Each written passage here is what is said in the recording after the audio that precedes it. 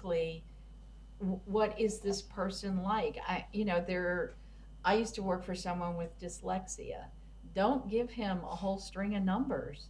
He'll get it wrong every single time. I mean, he was a smart man, but you have to get to know who you're working with and for and why they need that information. And to me, that's a good starting point. And then you start sort of, making generalizations. If this worked for him, well, then maybe it'll work in this other department as well, or her. Maybe she'll appreciate a chart instead of just a box with a lot of numbers in it. So I think about things like that and see if that helps you get down the road so that the people can look at it, get what they need, and then make the right decision. You, the two of you, I help. I don't. I hear what you're saying, because it's great, isn't it? Give people decision-ready information, but you're working out with 700 inquiries coming in a month, and you're meant to deal with them like that, and you're meant to know exactly what the person who doesn't know what they wants. That's what we're all dealing with in every day, and that's the difficulty. I mean, if you can have that close relationship and understand people, to Janice's ideal, great, but most of the time we're dealing with massive amounts of information, variety, breadth, everything. Plus, nowadays, I was thinking about this on the way here. We now have got so many different specialisms in information. So, if I'm going to do competitive intelligence, that's one type of work. If I'm going to do business analysis, that's another type of work. If I'm going to do legal research, it's another. And historically, I think we probably were quite, well, you're an information person, so you do information. But actually, there are so many specialisms with the explosion in information and the ways that we produce them and we deliver them. Yes, there's loads of transferable skills, but there's a lot of knowledge now that we have to have about the content and about our businesses to make it work for them. I can get a piece of information and give it to lawyers and it'll make no sense. I can get a piece of information, I can actually write it or present it in a way that lawyers will understand, and it makes sense, the same piece of information. And that's really what we're talking about.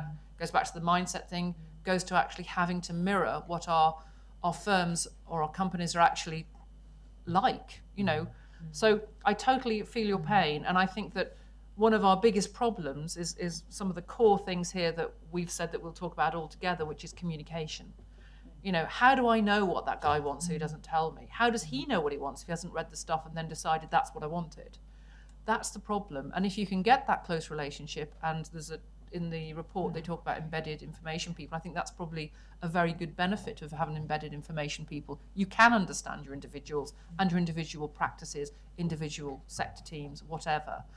But if you can't do that, I think communicating is the most important thing. Actually, the reference interview, we're going back to basics here. Reference interview is really important. And one of the bad things about technology is I think people have forgotten that. They've gone to, I put the inquiry in, I'll get it out, because it's a bit like Google, it's just the body at the other end collecting it. And I think we have to sort of stop and pick the phone up and have a conversation. And I think it's almost like making people do that, because people just don't do that anymore in the same way that they used to. So that's one way of, working out what is decision-ready information for that individual. The other way, I think, is as Janice alluded to, making a judgment call. Increasingly, I'm an old researcher, so I know people used to want all the information and then they decide what they wanted. People aren't like that anymore, and this is the change the mindset thing. They have changed. They're quite happy with pretty low-level summaries now, I find, which is quite depressing, but that's the world. So, I think we have to be a little more self-confident about making those choices and saying, you're looking at this company, here's what's been in the news, this is very interesting about them, so I'm going to give you more on that particular area or whatever. Take the initiative and work with them from that point of view, because I think if you do that, what we find is if we present our lawyers with some information, they'll say, that was great, 10% is good, 90% is useless. If we keep presenting, here's more of it, and there's more of that 10% in there this time, we eventually get them saying, actually, what I want is. Whereas if we just, don't do that at all, don't actually take the initiative and say, here's what I thought you'd want, they just keep asking the same dumb question, and we keep giving them the same reams of data that they never read. So you've almost got to, I think it goes on to, it's very difficult not to start talking about all the other sections, but you end up having to give people a solution to react against, I think, to a certain extent. And I think just to add to what Sarah and Janice have both said, I think there's also an element here. I mean, Janice actually touched on it in terms of we're running your department as a business, and actually managing the expectations of the user community and the client community you're actually dealing with. So, you know, if you were to look around the room and you were to go to one of the supplier representatives here, and you were looking for them to provide you with a service in the way in which your internal client is looking to you to provide a service, you know, you'll sit down, you'll determine what the scope of service is, exactly what it is that they're going to be delivering, how much you're going to pay for it, frankly, most importantly. And none of this stuff is free, right? We all pay for it one way or another.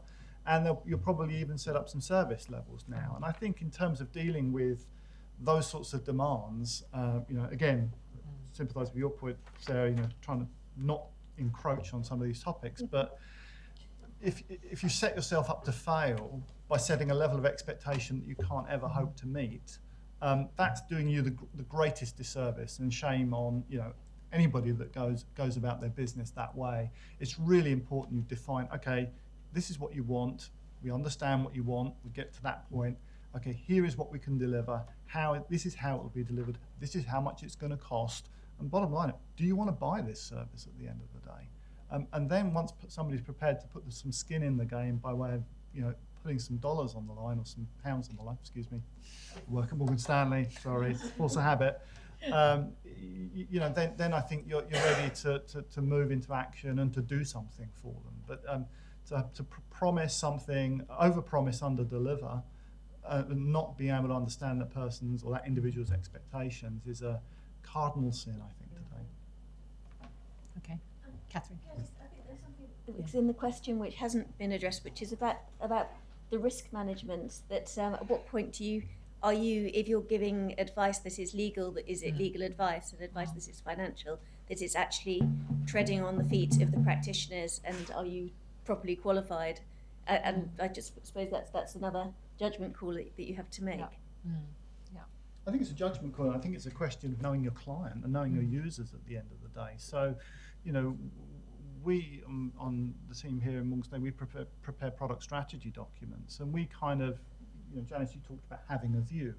Well, we have a view about those products, but that's our view. That's not necessarily a view that's shared by the client community, and the client community may have different views about the to borrow James's term, efficacy of that product or that service that the firm is buying.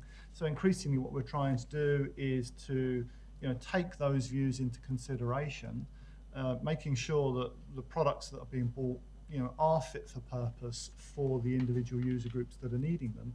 And it could be that somebody in equity research or tax or legal or banking or sales and trading, in my context, sorry, can't have to speak in a banking context, they'll all have different views on what's a good product for them and how it fits into their business. And then it comes down to value. It comes down to, well, how much are we paying for this thing, and does it represent good value for money? And really, as you say, only the practitioner, only the business unit client can actually opine on that. But in a way, we're really deferring to some extent to them in terms of their assessment of the risk of, you know, working with that particular service or that particular provider. Does that answer the question? From the other way around, because although I'm glad the profession survived, I mean, certainly in law, you know, there is an increasing element of, you know, law librarians who have law degrees, and you know, having worked at a bank where we were all outsourced to India because there was this, well, we're rolling it out and we can all do it ourselves now. So I can also see that point of view. Well, why do we need the information professionals? When you're saying presenting to decision ready, you know, sometimes I ask myself the question, what am I adding more than somebody who's a law librarian who's got a law degree, or a banker that can do it themselves? Apart from perhaps time. When you mentioned the internet, I mean, I think, you know, where you can be valuable is that you know the source and you can pick them up quicker, and you can get to them quicker, rather than somebody who's wading around when they've got more important things to do. I mean, rather than respond to that question, maybe what we should do is kind of move into some of the other tasks here, because I think actually there's no one magic bullet here. I think there's a number of these things combined will actually kind of hopefully help build out more of a view. Very definitely after this all. Sarah, should we move on to you?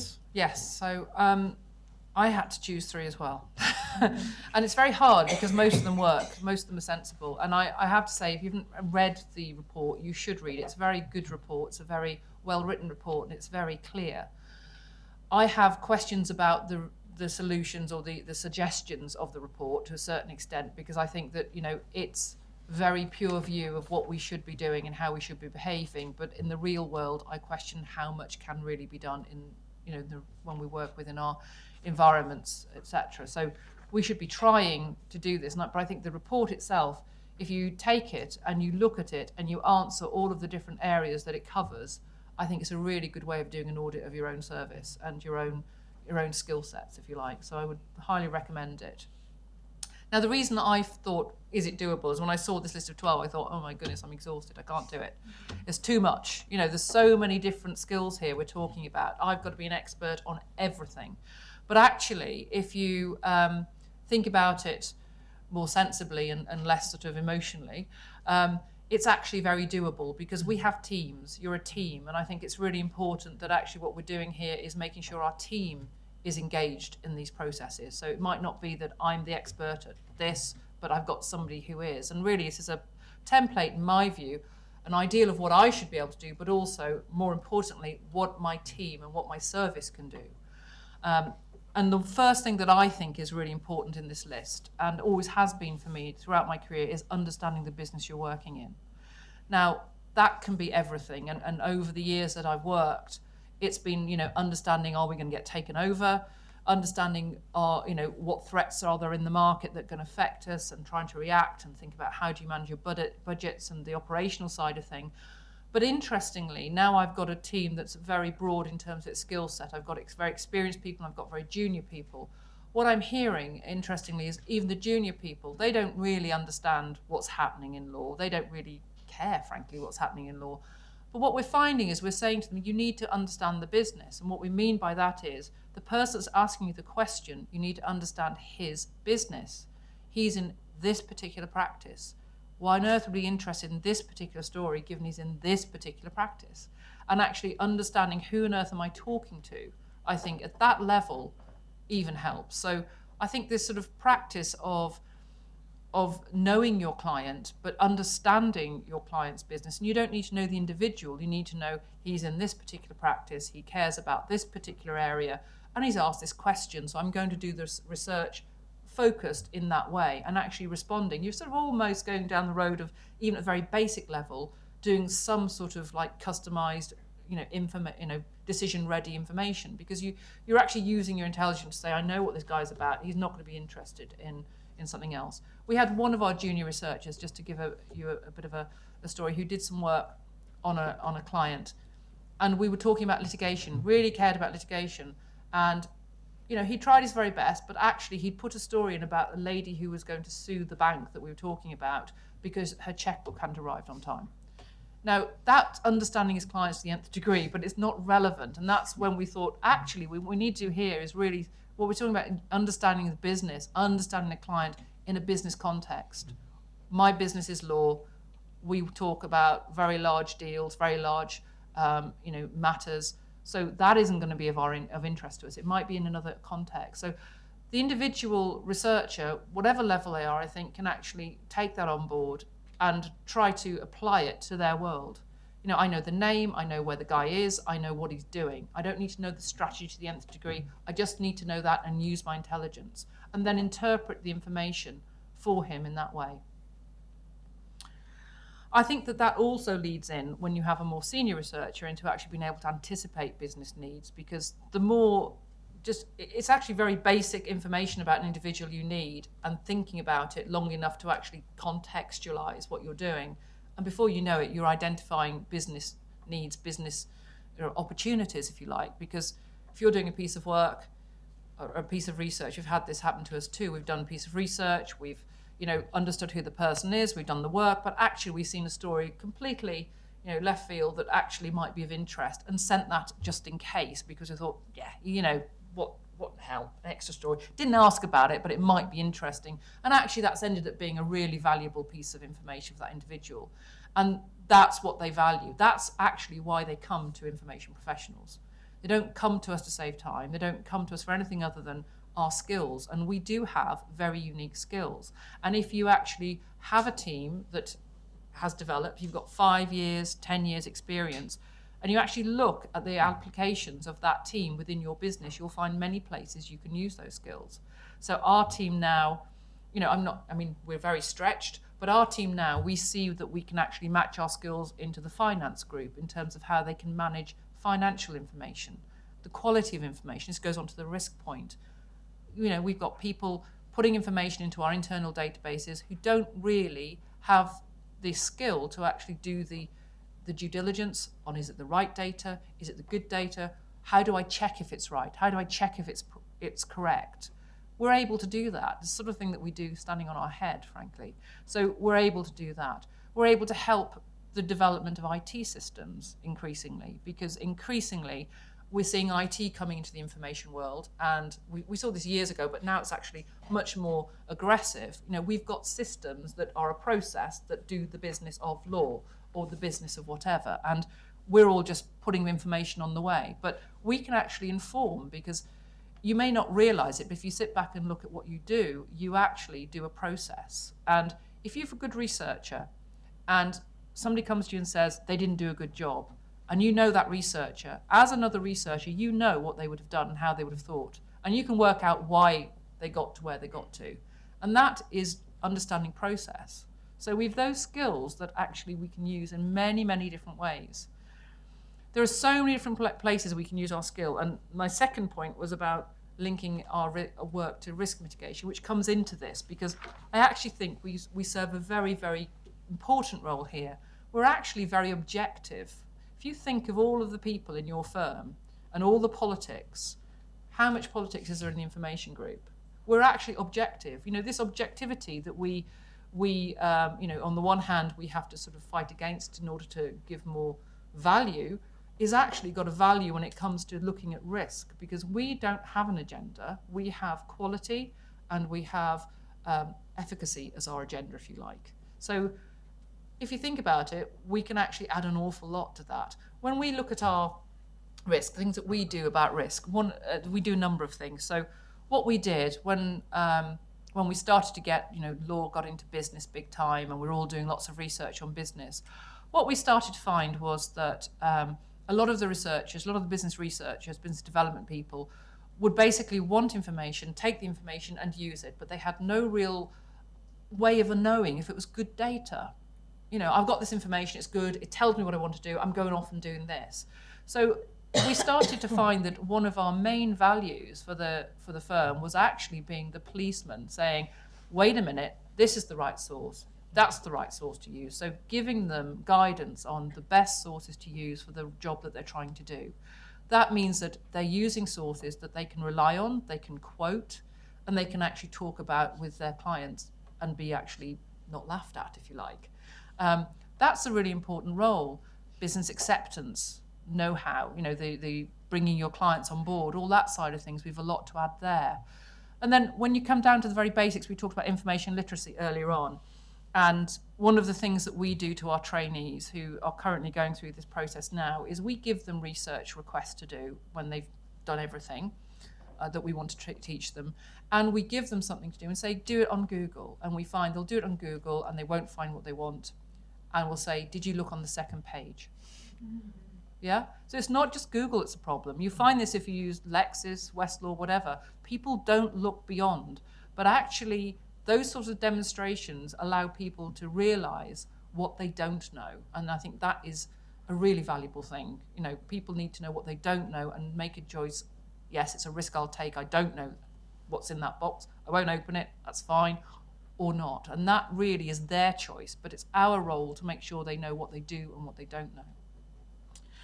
The final thing that I wanted to talk about was being proactive in creating solutions. Now, when we get the general sort of tell me everything about company X question, it's very frustrating. And I know a lot of companies have these wonderful systems, you can press buttons and they get what they want and everything's wonderful, because they want a whole package of information. In law, what we've found is that people don't want whole packages of information because they're not bankers, they're not business people, they're lawyers, and what they want is information that speaks to what they care about. So things like identifying the right sources that are going to suit them, but beyond that, how they want it presented. Absolutely, they want to know about the financials of a company. They want to know about how big the company is. They want to know where their businesses are based, but they do not want the numbers. They actually want them in pictures. And that's a very basic thing that suddenly makes that information valid and useful. We did a project very recently for a big initiative we have, very simple, loads of information on various companies. But what we did was did a cover sheet which basically showed graphically where these companies had offices and how big they were, according to how big the blob was. Now, interestingly, we said, well, what do you think? We've done this fantastic work. What do you think? And they said, this is great, 1 page. Now, the danger here is, and this is the risk mitigation on your part, is you need to make the people realise you have to do all of that other work to get that 1 page. And that is part of your communication, actively engaging with your users so they understand, yeah, that's really good. It's dead simple. It's just, blobs on a page. But actually, to get there, you had to make some judgments and you had to actually collect the data. And you had to understand that you're getting not duplicative data, the correct data. And it's important, effectively, to make sure they understand what you've had to go through and the methodology you've had to follow. Otherwise, it becomes one of those, I remember when I was in banking, people would phone up when we used to do how to value a deal. They'd say, just press the button and give me the information. We go, no, it's not like that. We put it in and then we press the button. Yeah. So we had to put the data in to get the valuations out. So if you make it too easy, people will think, I can get it and it's easy and it's not worth anything. But it's important for people to understand what's gone into it. And I think that when you've got good researchers, quality researchers, who can communicate with your users and actually give those messages. So it's a very soft messaging role. Yes, this is the report and this is the nice page that you like. Now, it's really important they see both. They'll use both, but they'll actually say, this page is what the partners want. Great, we'll all play with that.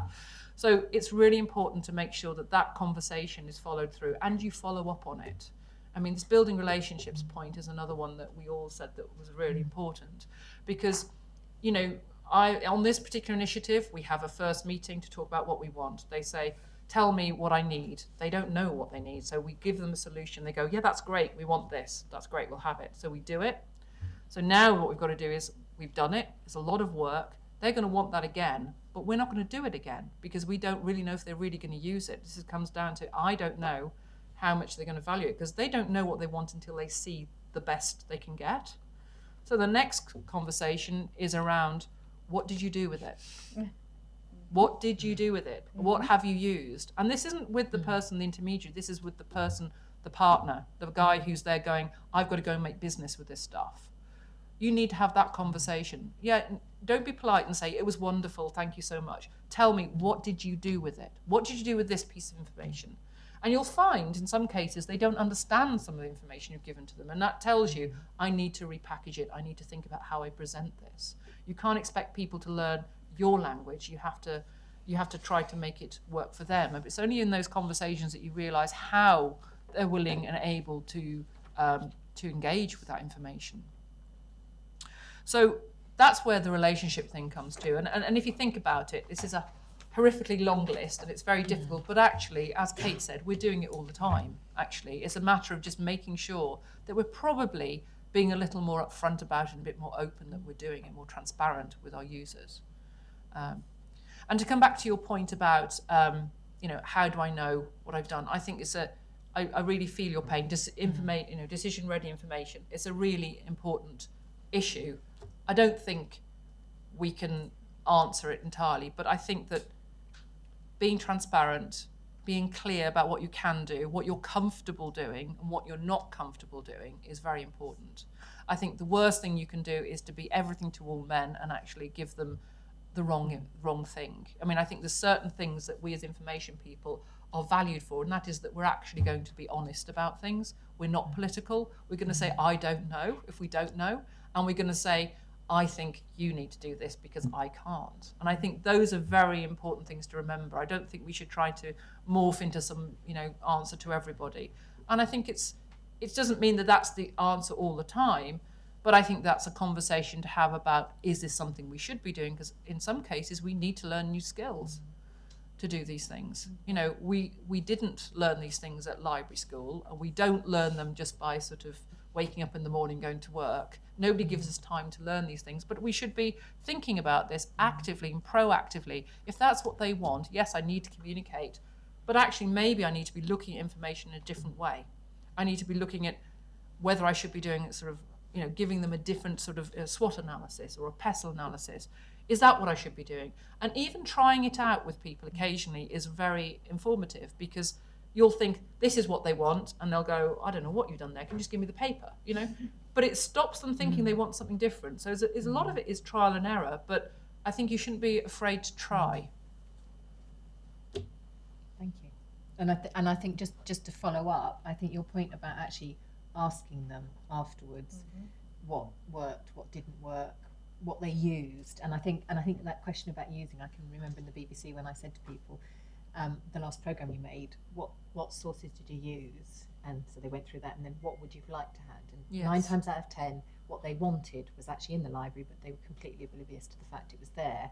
And it was how do you present it to them afterwards in a way that they can utilise. So I think that follow up and trying to understand gives you a much better picture of how they've actually used it, and may well mean that you can package it next time in a much better way for them. Yeah. Do either of our panelists want to come Well, back?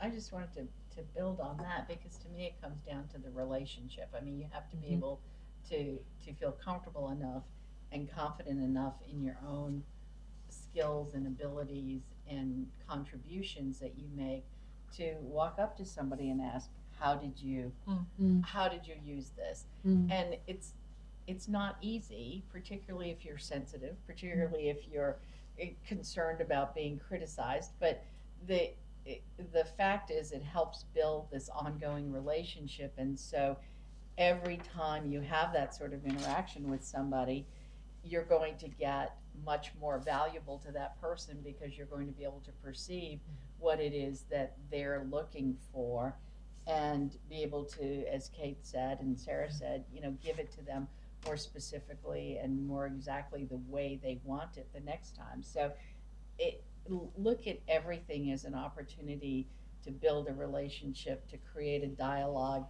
to have a conversation that where nobody is threatened, where people are just literally exchanging important information about how they can be more effective in their jobs. And I just pick up on one point. I'm going to be very candid now and tell you a little story. But we outsource and we offshore an awful lot of the work that we do. And we one day we got an email back. It's building on your point about why you can't or what you can't find, basically. But more to the point is, why can't it be found at the end of the day? That's a far more important question, particularly to the users. So we had an email which was sent back to a client from one of our colleagues in India, from our supplier. Karen's going to smile here and think, oh my God, is he going to really say this? And I am going to say it. And the email went along the line of, dear client, just to let you know, I've not had any luck today finding the information you're looking for. Luck. What the flipping heck has luck got to do with it at the end of the day? And it was a very, very interesting statement that actually then triggered a whole dialogue with the supplier amongst ourselves. And I'm being very, very